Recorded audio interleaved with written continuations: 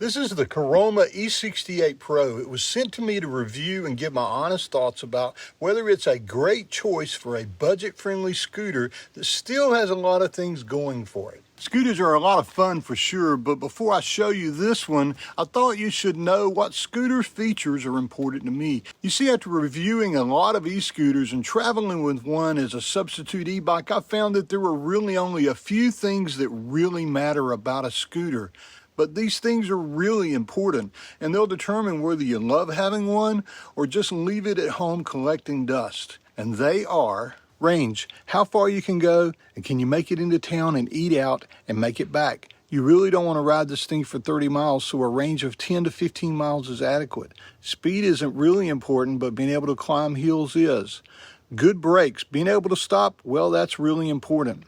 Doesn't weigh a ton, so you can pick it up. Folds up for storing and has good lights for riding at dusk, not at night. Fast charging, waterproof, or at least rainproof. Not too much money, but still feels sturdy, safe, and well built. And lastly, fun. That's it. Everything else is just, well, bells and whistles. So how does the E68 Pro fare against this list? Today I'll unbox it, take it for a test ride, and I'll share my honest thoughts about just that.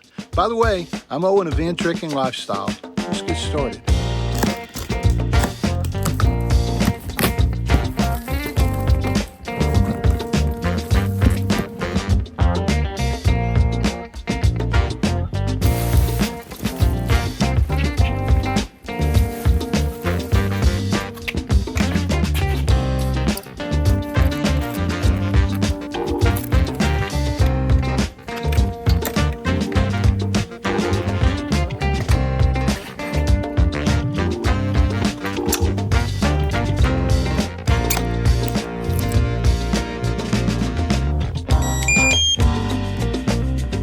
So I brought it in out of the hot sun, I plugged it up, and I'm gonna let it charge 100%, and then we're gonna take it for a test ride. My initial thoughts after unboxing this, well, it's not too heavy, it's not too big, it does fold up. You don't even need the Allen wrenches they send with you unless you wanna take the seat off. It comes almost 100% assembled. One of the things you'll notice when you try to store this in an RV or something, the handlebars are so wide on a conventional one that it gets in the way. These come apart. I can see myself being able to put these in there. It'll take up less room. So it's hot out here. I'm going to go inside and rest while this is charging, and then we'll take it over to the Greenway and see how it really does. And as I was putting it in, I noticed there are shocks on the bottom. There's the battery pack you can have a look at. And this is how small it folds up to be, and I'll show you how light it is in a moment. Well, I had to move it inside the truck for two reasons. One, light rain. And two, I drove off and left my helmet at home, and so I'm not going to go back there. I've been looking for one anyway. I'm going to stop here and see if I can pick up a cheaper one that I can use today and maybe get one that's better than the one I've been doing. But I didn't want to leave it outside and then come back out here to ride over and do the review, and somebody with little hefty hands had picked it up and taken it home. So let's go in here and see what I can find. And one of the reasons I'm telling you that is just this. You can pick this thing up with one hand. It is extremely lightweight compared to others that I've had. Now, it doesn't have the battery capacity that a lot of the others that I've had, and I guess that's a trade-off. If you wanted to be lightweight and, you put it anywhere kind of thing, you have to give up on something, and battery capacity is one of those because those batteries weigh a lot. But I think I'm okay with that. If this thing was just go 10 or 15 miles, I think it'll be perfect for what I want. Now, I could risk it and not wear a helmet, but you know what? You never know when that tumble is going to take place. And this noggin, I don't want to lose it. So I want to get a helmet, and I suggest that you do the same thing. Ride these things as safely as you can.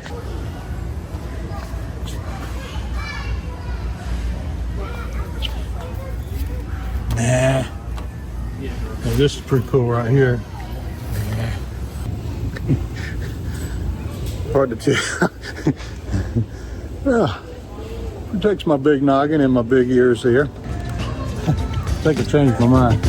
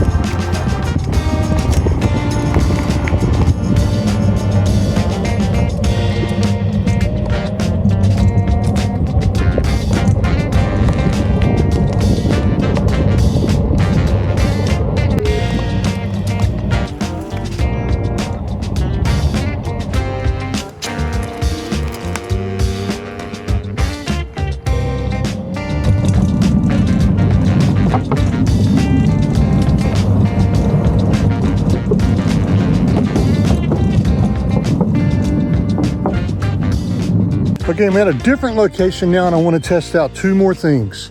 First one, how does it do on gravel roads? These are solid tires, 10-inch solid tires. They're not extremely wide. They don't have a lot of tread on them, so I'm curious to see how that's going to work. And then this hill, when I come back, that's a hill that is really, really steep, and it's really difficult on scooters like this. So I'm going to see if I stop right here again, will it climb this hill? And then we'll head back over there and see if we can beat all this rain that's coming. This is a sandy little stretch of the trail. I'm going to slow it down to regular speed so I don't hit the throttle and go sliding out, have to go sliding out from under it. But see, that was pretty sandy there. I'm sitting down. Okay, you see that? Let me try to stand up and do some of these. One of the things I wanted to check out too was, I love having the seat. I didn't think I would, but I really do love having the seat. And can I still stand up when I have the seat on and be comfortable? And the truth is, yeah, you can. It actually gives you something to kind of lean your legs up against, but you can stand up. Whoa, did you see that? That was it right there. Wow. Okay, it is rear wheel drive, and it kind of pushes through the deeper sand and the gravel. And the back tire doesn't seem to spin, but it does push the front tire through it. Now this is a really sandy spot coming up here. Here's some deep sand. Oh baby. Okay, from a dead stop, will it make it up this hill? Let's see. 5 miles an hour, 4.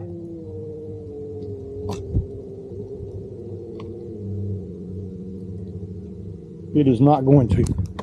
All right, I'm going to have to walk it up. Now this is a pretty steep hill, and I could probably trick it into making it up this hill if I got to run and start at it. But like I said before, a lightweight scooter comes with compromises. And one of those compromises is the strength of the motor itself. I have it on, let's make sure I've got it on the right one. Yeah, I've got it on the top speed, and that's all she wrote. So it wouldn't make it. But it will now. And we'll head on back. Even though it didn't make it up that hill, there are some things about this scooter that I really like. One of them in particular is that it has a button here on the left that you can press when you're going a certain speed, and it'll set the cruise control. Now I've had scooters before that have cruise control, but the way they've always worked is you have to go a certain speed for a certain amount of time, and then it'll figure out you're going that speed and it'll set the cruise control. This one, you can be going any speed, press the cruise control button, and until you hit the brakes, it will stay at that speed. Now, like on a stretch like this that I'm coming up on, that's a really, really cool feature. So I'm going 8 miles an hour. I'm going to set the cruise control, and it's set.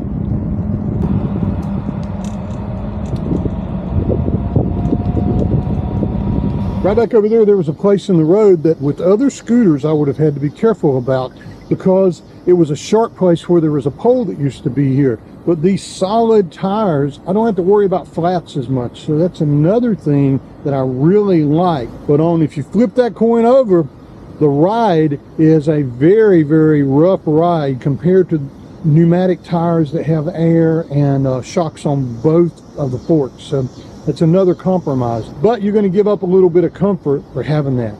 It's a compromise. See, everything with this is a compromise. On this flat ground, I'm going to test out top speed for me.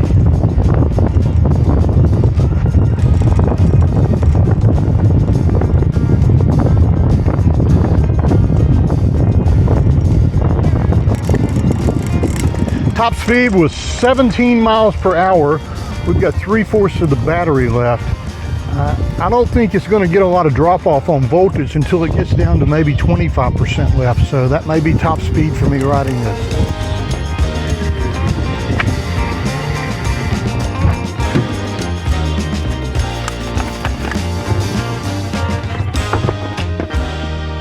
All right, I made it back home just in time.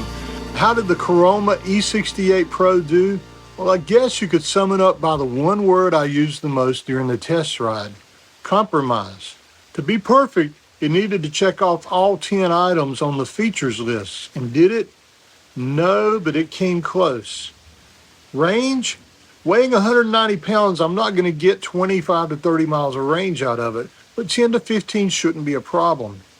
Speed isn't really an issue. Top speed was around 17 miles per hour, but I couldn't climb moderate hills. Once again, if you don't weigh 190 pounds, it might be better, but for me, it's not going to do really well on hill climbs. It does have good brakes, and it doesn't weigh very much. It's the lightest one, in fact, that I've ever tried, which is on the good side of that compromise. And it folds up really easily, and even the handlebars fold in if you need them to. It does have really good lights for riding at dusk and has brake lights, but I didn't need those today either. Fast charging? Well, not really fast charging, but it's not super slow either. Is it waterproof? Well, I don't know. They don't list that anywhere, and when I do find out, I'll put that in the description. But I wouldn't want to ride it in a rainstorm like we had today. And number 9, not too much money, but feels sturdy, safe, and well built. Well, it knocks this one out of the park. For $369 on Amazon as of July of 2024, it's a steal. It's a very affordable and cost-effective, fun scooter for sure. And number 10, was it fun? Like I just said, yeah, it's fun. Every scooter you ride is fun in some way for sure. It's like being a kid, but this one has a lot of pep and it's perfectly priced for what you get. Now let's talk about the things I love.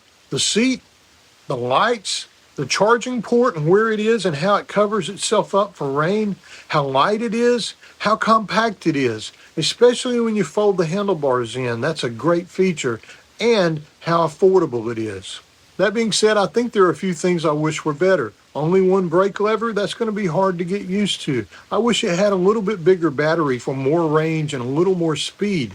A way to lock it, and wider tires for that sandy situation. I wish it remembered the last used speed setting, and I wish you didn't have to readjust the handlebar every time you want to fold it up and lock it for travel. And most importantly, I wish it had more torque so it could climb a little bit bigger hills than it's able to climb. But that said, it is a well-built, sweet-looking scooter that's a lot of fun, and for $369, it's all about what you're willing to compromise on.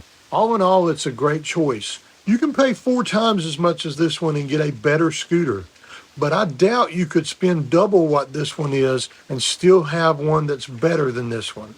That says a lot for this scooter. I'm Owen of Van Trekking Lifestyle, and fun things like this scooter are both toys and tools that we use to live our van trekking lifestyle. I'll leave a link to purchase it along with any discounts we can grab for you in the description below. Thanks for watching. See you down the road, and I hope this review was helpful.